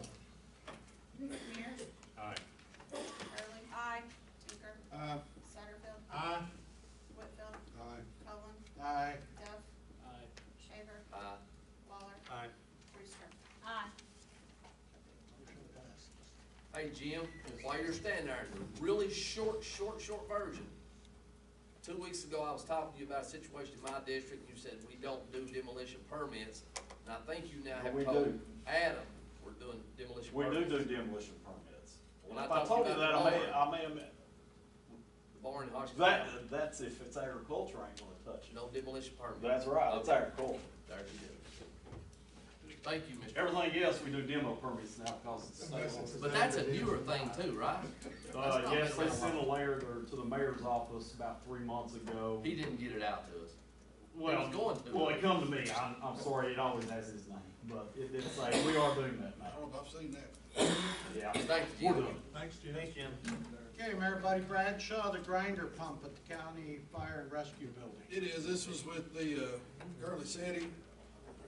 We can, a couple options, we're gonna be 6 months or longer getting in, we're better off buying the pump. Something to think about might be, eventually, we hope to acquire that piece of property. Is there anything ever gonna be built on it in the future that would require the grinder pump? If not, you know, we can always just, put in a larger tank for them and have it pumped on a regular basis. Is the price 40 for the pump? 13. 13. I did say 40 last time, but Yeah. that was some other figures that, from our meeting, but it is 13,000 roughly. That is not a firm cost. Can we rent one? 13,000. That's just for the pump, not the labor to put it in. I'm sorry. Let's go ask what Pump commission on. to Now, see. something to keep in mind. Slightly We more. can- funny, sorry. We can do a larger tank, and it'd probably come out cheaper and have it pumped ever so often. Are we gonna always use that just strictly for, Well, Pulling in there were so or many out, things we using didn't know water. last time. The size of the tank. If the tank is a 50-gallon job, they're pumping it a lot. If it's a 1,000-gallon tank, what they're doing, they wouldn't have to pump it once every 2 or 3 months. That's $200. Last month, we was dealing on $40,000. Now we're dealing on $13,000. Next question is, where's that $13,000 come from, Tracy Blair? From the construction money? That was a leading question, Ms. Blair. It's in the construction money. Yeah. It is I'll make part a of- motion, we put the $13,000 grinder in. no, that's part of the grinder only, that's not including labor. Now, let me clarify a couple things. I spoke to Jay I'm gonna Henderly. withdraw that while we're having this conversation. I'll I withdraw my spoke to motion. Jay Henderly, and what's happening right now, when the contractors come in and they pump out their porta sands, they pump that out, so the contractor's taking care of it. So till now, until the building's done, that's taken care of. Jay's comments were, if you're going to be there longer than 6 months, and I believe we will, because I don't think we can get it built that fast, then he would recommend putting a pump. It's not a grinder pump. What it does is it pumps it to the pipe underneath the building and then goes to the grinder and then on into the sewer. So that's what the pump is. That's the essentially what clarification. y'all have in Telco Village, Henry. Well, no, there's a grinder pump there. This is just gonna be a pump in the tank that pumps it down the pipe. And then it goes to the grinder. Cause I asked him that, cause there's two different things. What's the cost on the pump? 13,000. 13,000. Plus labor. A new septic tank, 1,000-gallon septic tank would probably cost you a couple thousand to put it in. What size is the tank they have now? My understanding from last meeting, it's just tiny. It's small. It's a few Is hundred Jay gallons. talking about, pumping it to the grinder, the existing grinder pump that's at the jail now? Yeah, it's good, there's a pipe under, according to Jay, there's a pipe underneath the jail that the pump would pump The new jail? We have an existing grinder pump Yeah. at the current jail, and I take it that he's saying pump it to the existing. steam grinder, and then it pump. goes to the sewer. Is this something that we have to vote on today, so we can get a better clarification on total finances? Well, we thought we was issues? getting that from the workshop. This money is already built into the construction. If you put the pump in, it's already there, is my understanding. I could be wrong. Wouldn't be the first time I was wrong. That's the money's there, I mean, it's part of. Yeah, it's part of the Then- contingency. Can't we do $1,000? Make your motion, Dan. Make a motion, Dan. Motion to put the 13,000 pump in plus, labor when we need it. When we need it. Second. But what, is a 1,000-gallon septic tank not cheaper? Maybe for today, but this is long-term planning. It's now. not long-term, they're gonna be out, Longer they're gonna be term. moved within the next year. No. It's gonna be a little No. longer than It'll that. never be a year. I think you better I agree check with on that. whether that grinder pump can handle. Mine's when's Being needed. My added motion is to. when we need to do it, because right now, they're pumping it out with the porta potties. Just, that could go on until January or February. That's true. So there you go. We, I won't take Adam's thunder. He suggested the pipe under the jail, Shawshank Redemption. I can see it right there, 500 yards. Is there that many people in that building every day that? No. That's why you're getting, well, that's how you get away with a pump instead of a pump and a grinder. That's I've got a pump on part of my great contractor built my house. I have to have a pump on one side of my house to keep it moving. We have a motion and a second motion. on the floor. Who was the second on that? You. Mr. Chairman. Okay, we got a motion and a second. Go ahead, Question Mr. Mayor. on board discussion, board vote. After the rescue squad does move, is it not going to be in the long-term plans that this area will be turned into a parking area for the, public? That's strictly up to commission. I mean, it could be turning, but, 20 years down the road, we need to add office space. or We'll be something adding like that. office space. We've kind of committed ourselves to that site when this, with this. We're there. So maybe somewhere down the road, it may pay for itself even better. All right, we got a motion and a second. Any further comments? Call the roll, Tammy. Hurley? Yes. Tinker? Yes. Satterfield? Yes. Whitfield? No. Coleman? Yes. Duff? Aye. Shaver? Aye. Waller? No. Brewster? No. Mears? Aye. Y'all just didn't want them pictures on the box. 73.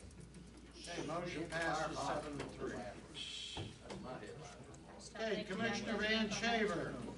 Mine is real brief. We talked at the workshop, we had our people there, and our conversation was, obviously, nobody local can do anything but to send a letter to the governor, state senator, state representative, and just requesting them to understand Loudon County is doing all we can to mitigate the problem. We need help in some form, whether more judges or some financial aid, that sort of stuff. Probably nothing more than a feel-good letter, but I'd sure like to hear from us. I'll put that in form of a motion that we send that letter. Second on the motion. Who's gonna write it? I'll send out a rough one to everybody, and you can add to, take away. If we'd had it tonight, we could give it to Lowell. We could have. Let him go back with it. You can take it, Governor. What's that? All right, you Mayor got a seconded. second down here. Okay, any further discussion? Says they strongly worded that. Okay, Okay, I'll take a voice vote on this. All in favor signify by saying aye. Aye. All opposed? Okay, we'll get a letter together, put a rough draft together. I'll send it out, and everybody can do their words too, is what we'll put on it. Okay, Purchasing Director Susan Husky, tell us about the contract for transportation services in Humana. Has it changed since the workshop, the buses? Well, it's Can we vote not. on both of those at one time? You can. I'll make a motion, we approve 2 transportation requests from the Board of Education. Second on the motion, and Mr. Chairman, also, I have spoken with Mr. Costner, and they are very happy with the contract, and we appreciate it. Okay, we got a motion and a second. Any further discussion? This involves money. Tammy, call the roll. Tinker, Satterfield, Whitfield, Cullen, Aye. Duff, Shaver, Aye. Waller, Brewster. Aye. Mears. Hurley. Yes. Motion passes. Ms. Husky, tell us about Humana. We'll request approval for the 1920 Humana benefits for the retiree plan.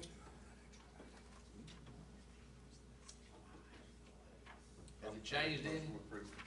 Not since the workshop. I'm sorry, Adam had me distracted. I wasn't. Okay, we got a motion by Commissioner Whitfield and a second by Commissioner Tinker. Any further discussion? Okay, this involves money too, so we'll go roll call vote, Tammy. Satterfield, Yes. Whitfield, Yes. Cullen, Aye. Duff, Shaver, Aye. Waller, Aye. Brewster, Mears, Aye. Hurley. Yes. Tinker. Yes. The motion passes. Thank you. Thank you. Okay, next up, Tracy Blair. Thank you, sir. First item on the agenda is consideration of recommendation to approve application and acceptance of the 2020 DGA grant with the State Department of Health. This is for wages and benefits of the Health Department employees. There are no matching funds. The budget committee recommends. Mr. Chairman, I'll make a motion, we approve that one. Okay, we have a motion by Commissioner Shaver. Do we have a second? I'll second. Okay, we got a second by Kelly Brewster.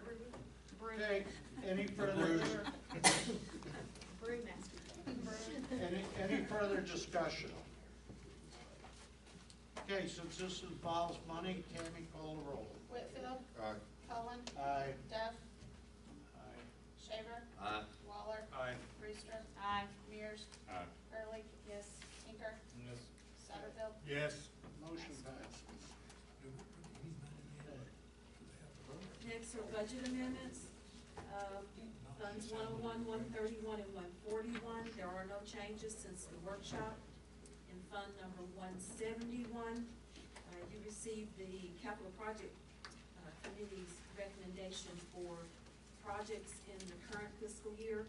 And the spreadsheet that I distributed prior to the meeting just puts that in the budget format so you can see what will be budgeted. The other thing that's in 171 is the proposal for an appropriation for soil testing at the possible construction site for the new annex. The total for that is $10,600, but it's in 3 phases. So if the first phase is acceptable, then you'll proceed to the second and then to the third. On page 13 of the capital project spreadsheet, there's a new sub-fund. If you approve it this evening, 7.0, that's to indicate the $7 million resolution that Commission passed for the issuance of debt. Of course, we have not issued that debt yet, but the bond proceeds would reimburse this amount for the soil testing. This item was not on the Budget Committee's agenda in August, so it does not have a recommendation from the Budget Committee, but the Budget Committee was agreeable to putting it before you this evening for consideration. Mr. Chairman, I'm gonna make a motion to approve A, B, and C together. And then I'm gonna leave D off because there may be people with questions on D. If there's not, we'll do it. But I'll make a motion we approve A, B, and C with the budget recommendations as they're written. I'll second. Okay, we got a motion and a second on A, B, and C. Correct. Any further discussion? Tammy, call the roll. Cohen, Yes. Duff, Yes. Shaver, Aye. Waller, Aye. Brewster. Because I am an employee of Loudon County Board of Education, I have a conflict of interest in the proposal You droned on the whole meeting. General Purpose School Fund 141, about to be voted. However, I declare that my argument and my vote answer only to my conscience and to my obligation to my constituents and the citizens this body represents. Aye. Mears, Aye. Early, Aye. Tinker. Because I'm an employee of the Board of Ed, I have a conflict of interest in the proposal 141. However, I declare that my argument and my vote answer only to my conscience and to my obligation to my constituents and the citizens this body represents. Aye. Satterfield, Aye. Whitfield, There you go. Passes. I think when you work in central office, you have to read, y'all have to read it twice. Okay.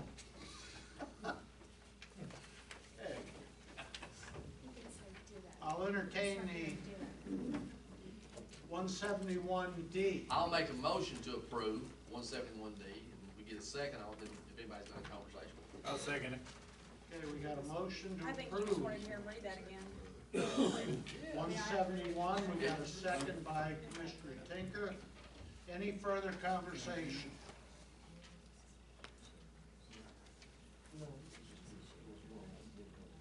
Chris, you said it was 10,600 and it come in 3 phases? Yes. Yes, it will Okay. come in 3 different phases, and I don't have those amounts in front of me, but I'll get them. The first phase is $2,400, the second phase is $4,700, and then the last phase is $3,500. It's, task 1 is environmental soils assessment, and then number 2 is geotechnical exploration and report, and then number 3 is geophysical testing. Started yet? When is the soil sampling? When's the soil As sampling? soon as they get to it. They're not S&M on it. Mr. Chairman, Yes. do we at this time have a letter, memo, or otherwise communication from the city of Loudon as far as the land for the new courthouse? I sat down with Mayor Harris and City Manager